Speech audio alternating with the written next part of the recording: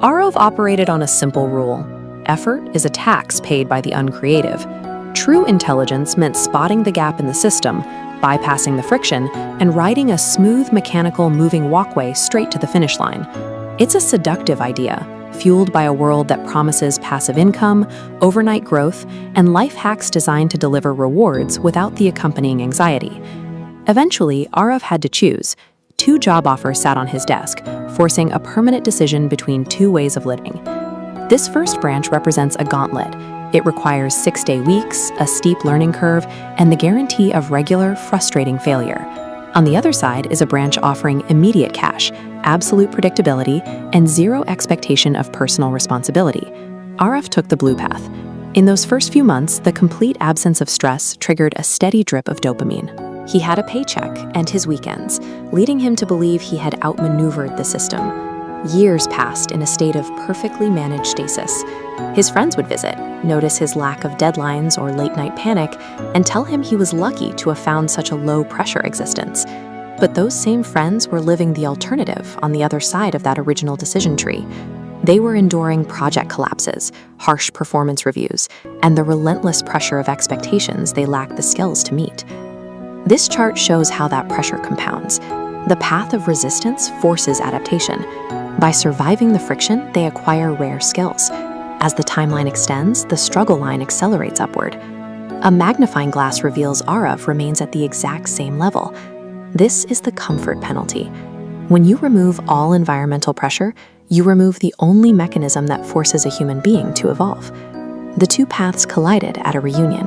Arav ran into a former colleague who used to be paralyzed by public speaking, someone who used to shrink in every meeting. This friend now spoke with a weight of authority that Arav couldn't replicate. He watched as the friend handled a crisis call with a calm, practiced competence earned through years of responsibility. That night, the silence of Arav's apartment felt heavy. He realized that while he had been comfortable, his friend had been becoming someone capable. He was left wondering if his stress-free life was actually just a slow decay of his own potential. He went to the bathroom, turned on a dim light, and stared back at the person in the glass. For the first time, he admitted the truth. He hadn't chosen the easy route because he was a strategic genius. He chose it because the thought of being tested and found wanting was more than he could handle.